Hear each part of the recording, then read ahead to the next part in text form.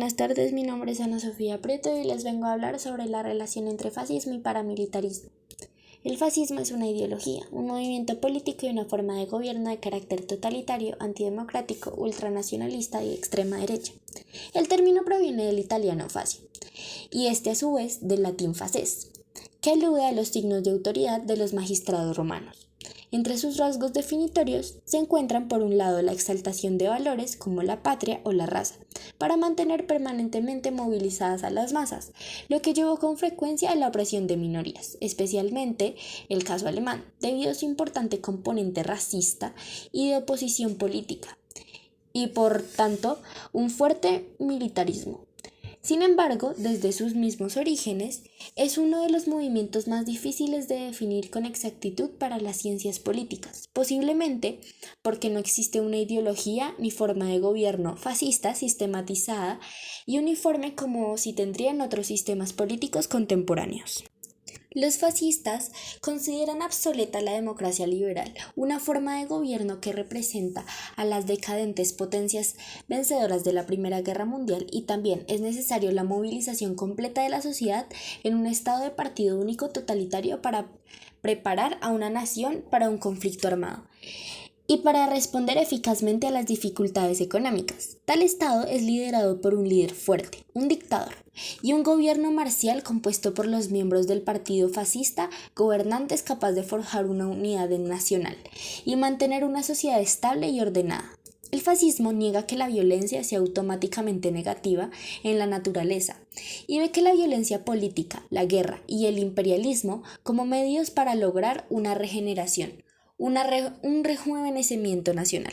El concepto de régimen fascista puede aplicarse a algunos regímenes políticos totalitarios o autoritarios de la Europa de entreguerras, y prácticamente todos los que se impusieron a las potencias del eje duraron su ocupación de continente en la Segunda Guerra Mundial.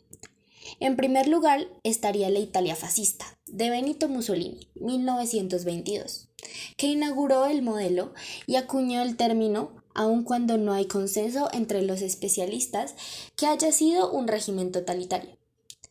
Seguida por la Alemania de Tercer Reich, de Adolfo Hitler, 1933, que lo lleva a sus últimas consecuencias, ir cerrando el ciclo.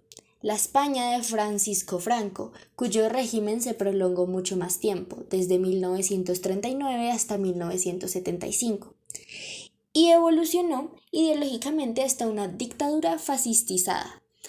Prácticamente ningún especialista considera el régimen de Franco como plenamente fascista. Sin embargo, parece bastante claro que en el primer escenario del régimen de Franco existía un importante componente de tipo fascista, lo cual indica que el caso español es complicado, hasta que la ausencia de la ideología bien definida más allá del nacionalcatolicismo. Con su derrota en la Segunda Guerra Mundial, el fascismo dejó de ser un movimiento político importante a nivel internacional, debido al masivo rechazo de la ideología y de los regímenes fascistas por el resto de las organizaciones políticas e ideológicas. Pocos partidos se han descrito abiertamente como fascistas, y el término es usualmente usado peyorativa y erróneamente por distintos grupos políticos. Así, los calificativos neofascistas o neonazis suelen aplicarse a partidos de extrema derecha, con ideologías similares o enraciadas en los movimientos fascistas del siglo XX. En muchos países existen legislaciones que prohíben o limitan la existencia, el revisionismo o negación de sus acciones pasadas, como el Holocausto, y la exhibición de sus símbolos. El fascismo se ha considerado como el mayor desafío que jamás haya existido a la democracia liberal y el sistema de valores que alumbra la Ilustración. Yéndonos más por el tema del fascismo colombiano, se podría ver como el lado de los gobiernos de extrema derecha, que aunque no se han declarado exactamente de extrema derecha, podríamos ver desde un punto de vista objetivo que el gobierno de Álvaro Uribe Vélez se podría considerar un gobierno de extrema derecha, ya que sus ideales de una jerarquía y un orden social específico en el cual se apoyan por lo general sobre la naturaleza humana, el derecho natural, la economía o la tradición, Todos los ideales que acabé de mencionar en este gobierno del expresidente de Colombia, Álvaro Uribe, se llevarían al extremo donde incluso se llegó a violar algunos de los derechos colombianos. Uno sin base jurídica, donde no hay un tipo de sustento por parte de la justicia colombiana, pero sí uno de los que se ha logrado comprobar sería la acusación de la Fiscalía hacia Álvaro Uribe por soborno y manipulación de testigos. El fascismo también se caracteriza por violar los derechos de las personas y los ciudadanos. Eso nos podría decir que presuntamente el gobierno de Álvaro Uribe podría ser un gobierno fascista.